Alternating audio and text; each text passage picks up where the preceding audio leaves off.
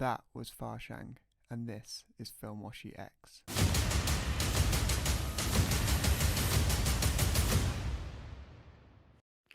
Film Washi X is basically a 100 speed colour negative film, and it's produced by the smallest film manufacturer in the world, Film Washi, out of France.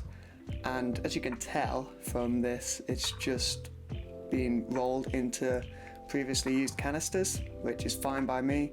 It just means it comes with no DX code, which again, all my cameras are manual.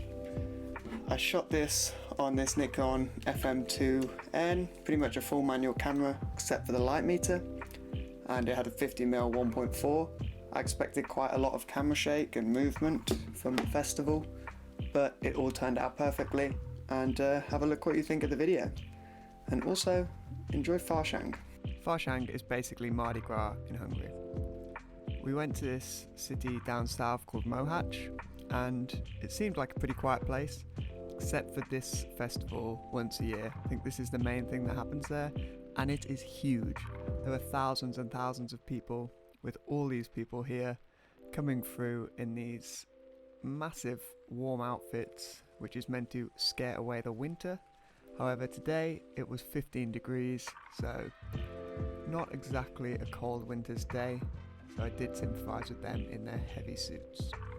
It's an incredibly unique festival, and I don't think it would happen in much of the world, to be honest, especially with the kind of activities that take place there.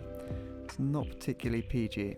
The festival includes throwing of feathers and flour at people, as well as attempted kidnap. But I must say I can't recommend it enough, as it is one of the most unique things I've done whilst I lived in Hungary. It starts off pretty early and occurs all day till the night, where they have fire and more drinking. Luckily we took a bus, so it's pretty easy to get to and a lot of fun. However, now over to the part you're probably all here for, the Film Washi X review. And as said earlier, this is an incredible film. It's not that expensive as well compared to the way film's heading. I think mine was about £12 maximum. And I do think it's produced some of the best results I've seen in a long time. It has no backing, so no orange base, which is common in Kodak and most colour negative films, so it's meant to produce one of the older vintage looks. However, I think it just produces a really crisp, clear image and with some nice saturation, which personally I'm quite a fan of. I like the pastel look, but I do think it's overplayed now and can get a bit boring.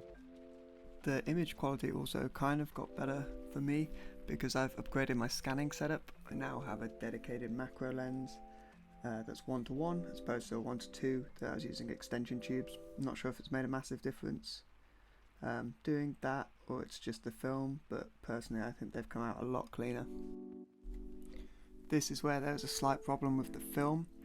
As the festival was winding down and it was heading towards night time, the 100 speed was not really enough. At this point it was okay, but this was nearly sunset, so after that it was, no chance of using the film really, apart from one or two shots very much later on in front of the fire.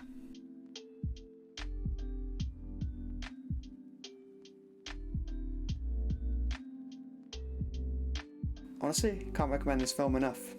I hope that they produce a lot more, to be honest. I'd like to get my hands on some more. And I will be shooting it again if it comes available. So yeah, keep an eye open for it. And let me know your thoughts on the film. And if you've used it, let me know what you thought of it.